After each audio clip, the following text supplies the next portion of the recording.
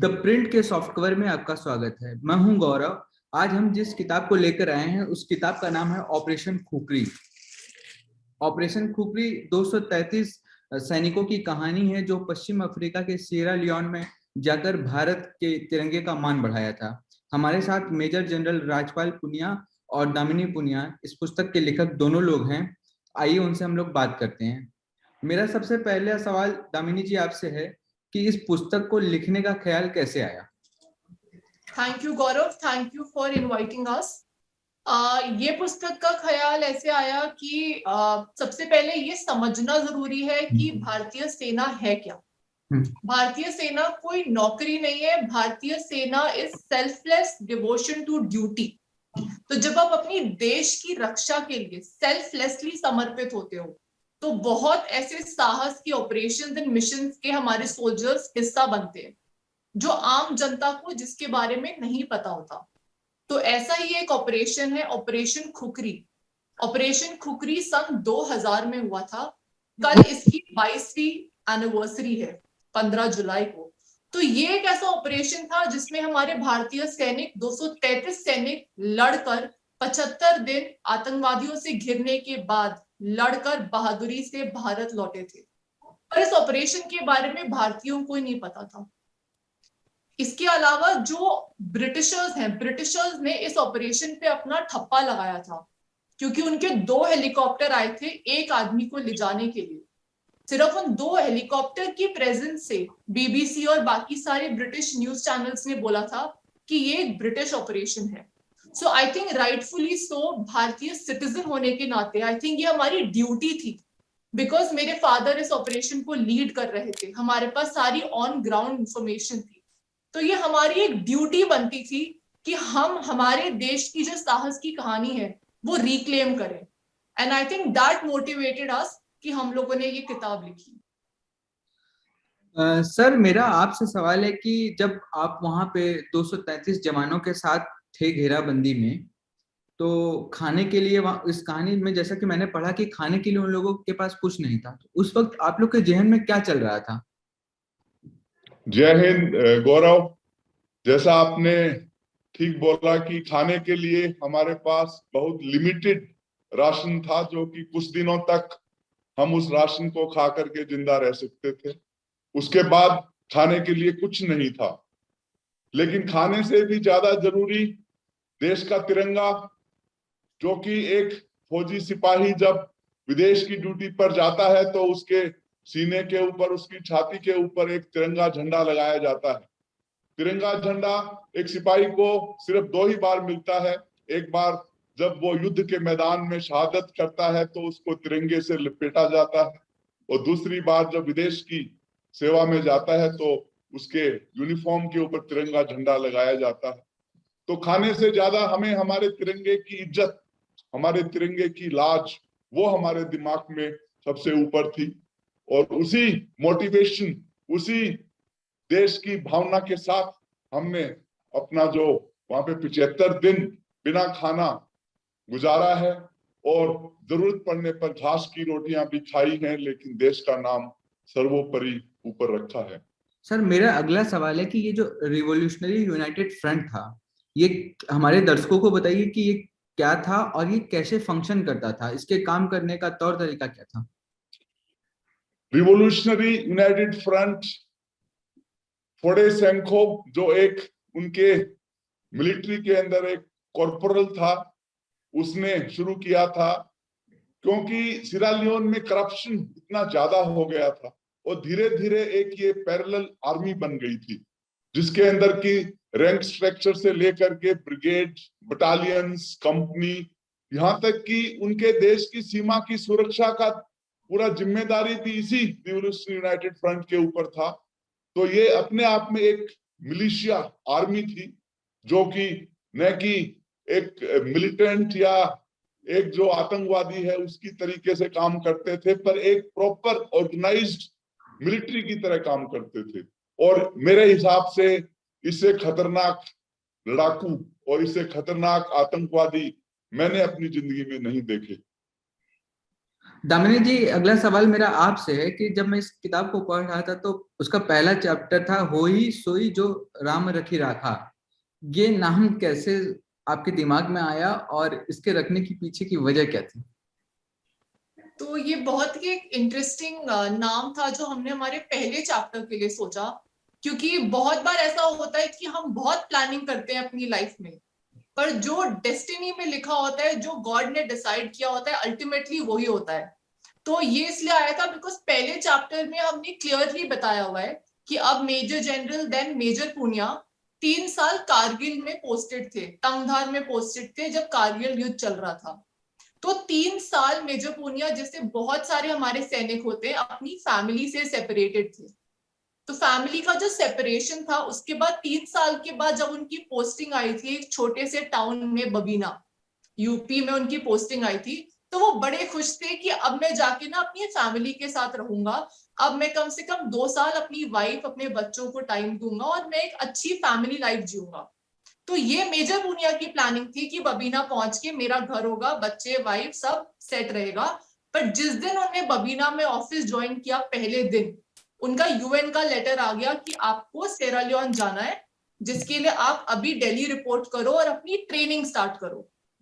तो एक सोल्जर की लाइफ ऐसी ही होती है, सोल्जर्स प्लान करते हैं, पर जो उनकी ड्यूटी में, डेस्टिनी में जो लिखा होता है, अल्टीमेटली वही होता है। तो this was the idea behind the title, कि उनने प्रपोज किया था अपने लिए कि मैं बबीना जाके अपनी लाइफ बहुत अच्छे से फैमिली के साथ कम से कम 2 साल जीऊं, फिर वापस फील्ड में जाना ही था पोस्टिंग।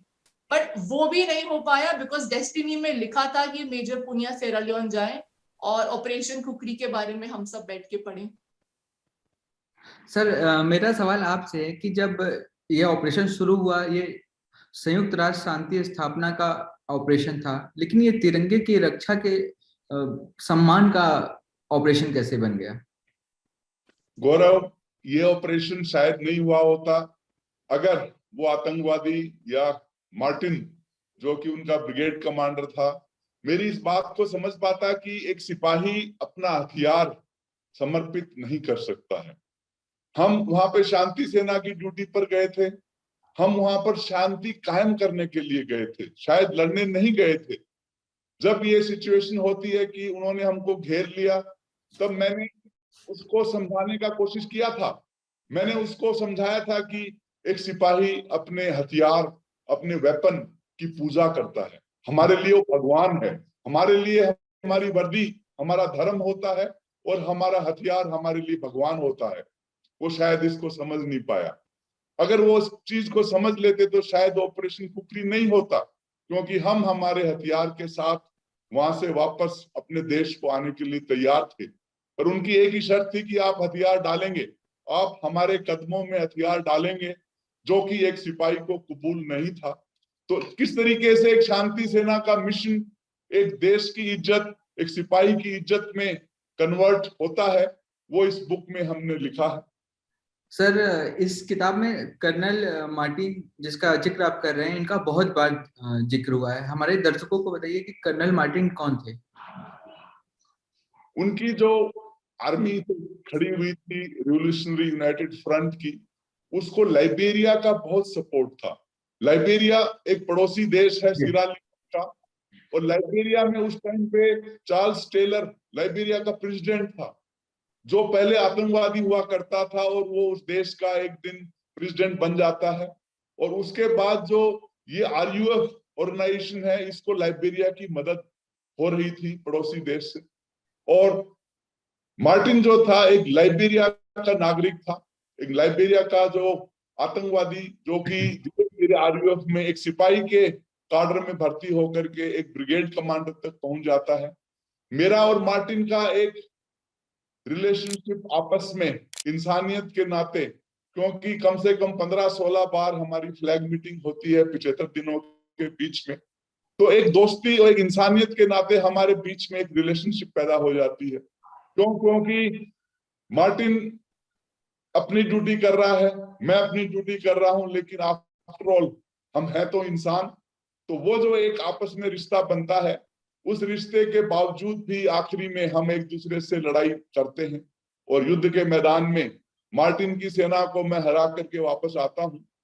तो मार्टिन के बारे में मैंने काफी लिखा है, और मैंने ये भी लिखा है कि एक सिपाही अपना ड्यूटी, अपना धर्म के आगे बाकी कोई भी रिलेशन या बाकी कोई भी बॉन्डिंग, आपस में जो दोस्ती का रिश्ता है, उसको ज्यादा अहमियत नहीं देता है। पर मार्टिन को मैं आज भी याद रखता हूं, क्योंकि मार्टिन और मेरे बीच में आपसी संबंध की वजह से ही शायद 75 दिन तक वहां पर हम लोग वहां पे सरवाइव कर सके। और हमारा बीच में एक दो जो समस्या हुई थी, एक सिपाही बीमार हो गया था, उसको वहां से निकालना था, उस सब में मार्टिन ने हमारा मदद किया। तो सर ये सर मैं एक सवाल पूछना चाहूंगा, बीच में ही रोक रहा हूँ आपको, कि उन 75 दिनों में जो 3 महीने में आप लोग टोटल वहां पे ऑपरेशन चला, तो उसमें कुछ दिन तक आप शायद 10 दिन तक कैद में रहे, तो उस वक्त कैसा महसूस हो रहा था आपको, क्या फील कर रहे थे आप? जब ये क्राइसिस आई थिंक 2 मई 2000 को जब शुरू होता है, तो मार्टिन मेरे को एक मीटिंग के लिए बुलाता है, और उस मीटिंग के दौरान ही मेरे को उन्होंने अरेस्ट कर लिया। अरेस्ट करके मेरे को अपने आतंकवादी का जो उनका हेडक्वार्टर था वहां पर ले गए। 10 दिन तक मेरे को एक बंदी की तरह रखा गया। मैं जमीन पर सोता था तो 2 सिपाही मेरे ऊपर बंदूक लेकर के खड़े होते थे। वो 10 दिन में मेरे को इस तरीके की फीलिंग आई कि शायद मैं अपना ड्यूटी ठीक से नहीं कर पाया, और मेरे लिए एक सिपाही के नाते इससे इससे बोलते हैं कि खराब, इससे वर्स्ट कुछ हो नहीं सकता था।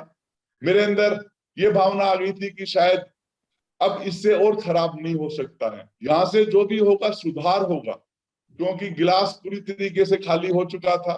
और अभी आई बाउंस बैक, और वो बाउंस बैक इस तरीके से होता है कि मैं मार्टिन से मीटिंग करके उसको इस चीज पे राजी करता हूं कि मैं अपनी कंपनी के जा करके एक बार मिल करके आऊं, और वो सब किताब में लिखा है। लेकिन उन 10 दिनों में शायद एक सिपाही अंदर से हर दिन, हर मिनट अंदर से मरता था कि मैं अपनी ड्यूटी, अपना फर्ज पूरा नहीं कर पाया। सर जो सिएरा लियोन का कैलाहुन वाला इलाका था, उसकी पूरी जिम्मेदारी आप लोगों की थी, तो उसको भारतीय सेना ने किस तरीके से अंजाम दिया, हमारे दर्शकों को ये बताइए। जब शांति सेना वहां पे जाती है तो पूरे सिएरा लियोन में डिप्लॉयमेंट होता है, और डिप्लॉयमेंट जब होता है तो एक कंपनी पोस्ट के तौर पे डिप्लॉयमेंट होता है। कैलेहोन उनका आरयूएफ का हेडक्वार्टर था, और लाइबेरिया के बिल्कुल नजदीक है कैलेहोन। तो किसी भी और देश की सेना वहां जाने के लिए तैयार नहीं थी। और आखिरी में हमारे को, जो हिंदुस्तान की सेना है, आप जानते हैं कि हमें हर हुक्म, हर ऑर्डर को तामील करने की ट्रेनिंग शुरू से दी जाती है। जब हमें टास्क मिलता है तो हम कैलेहोन जाते हैं, और कैलेहोन में करीब 3-4 महीने शांति सेना के लिए काम करते हैं। किस तरीके से हमने वहां पे जो गरीब लोग थे उनकी मदद की, मेडिकल कैंप लगाए, उनको ट्रीटमेंट किया, और इस मदद की वजह से ही जब फाइनली जब ये समस्या शुरू होती है तो वहां का आम नागरिक हमारी मदद के लिए आगे आता है। तो कैलेहोन पूरा डिस्ट्रिक्ट हमें, हमारी जिम्मेवारी में था। हम पेट्रोलिंग करते थे, हमारी पेट्रोलिंग हर दिन अलग अलग दिशाओं में जाती थी, और हम इस कोशिश में थे कि आरयूएफ अपने हथियार डालें और उस देश में परमानेंट पीस या उसके अंदर शांति कायम की जाए।